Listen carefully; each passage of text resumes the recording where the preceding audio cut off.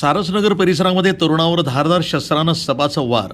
शहरातील सारसनगर परिसरातील तरुणावर धारदार शस्त्रानं सपाचं वार केल्याची घटना घडली. या प्रकरणी भिक्कार कॅम्प पोलीस ठाण्यामध्ये तिघांविरुद्ध गुन्हा दाखल करण्यात आला आहे.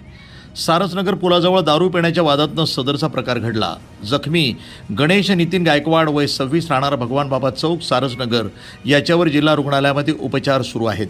सारसनगर पुलाजवळ दिनांक 15 जानेवारी रोजी रात्री जखमी गणेश गायकवाड यांना मयूर छबुराव कांडेकर आणि त्याच्यासोबत असलेल्या 2 अनोळखी इसमांनी अडवलं. तो दुसऱ्या धंद्यावर दारू पिण्यासाठी का जातो असा जा विचारत आरोपींनी वाद घातला. वादाचं रूपांतर हाणामारीत झालं. आरोपींनी गणेश गायकवाड यांना आरवाच्या शिवीगाळ करत लाथाबुक्क्याने बेदम मारहाण केली. या दरम्यान एका आरोपीनं जवळ असलेल्या धारदार शस्त्रानं त्याच्या पाठीवर सपाचं वार केले. झटापटीमध्ये त्याच्या खिशातील रोकडे गाळ झाल्याचं फिर्यादीमध्ये नमूद करण्यात आलं.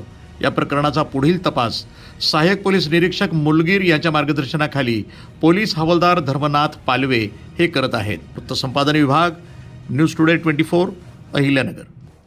नमस्कार, माझं नाव संकेत नितीन गायकवाड. माझ्या भावाला, लहान्या भावाला गणेश नितीन गायकवाड याला काल रात्री मयूर कांडेकर याचा सारस पुलावरती दारूचा अवैध हे आहे गुत्ता दारूचा. त्याच्या माझ्या भावाला काल रात्रीच्या सुमारेस 7:30 ते 8 वाजता यामध्ये माझा भाऊ काही घराचे वस्तू आणण्यासाठी दुकानात गेला होता.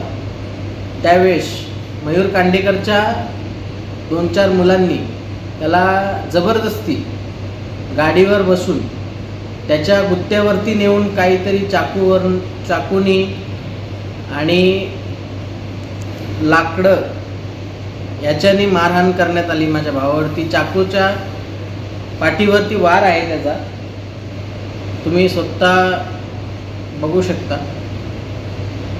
आज मयूर कांडेकर यांनी माझ्या भावाला धमकी दिलेली आहे की मी तुला 8 ते 9 दिवसात जीव मारेन,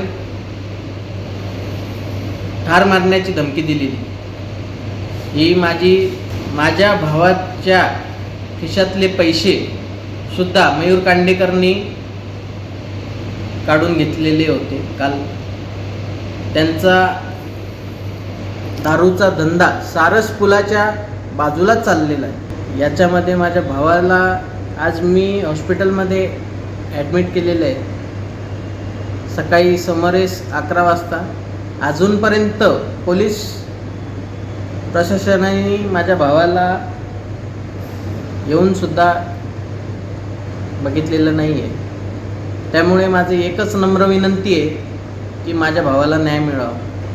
माझ्या भावाला पाठीवरती वार करण्यात आले आणि माझ्या भावाच्या डोक्यात, हातात, पोटात, पायात त्यांच्या मयूर कांडेकरच्या मुलांनी मारहाण करण्यात आली. माझी नम्र विनंती आहे हात जोडून की पोलीस प्रशासनाने ही दखल घ्यावी.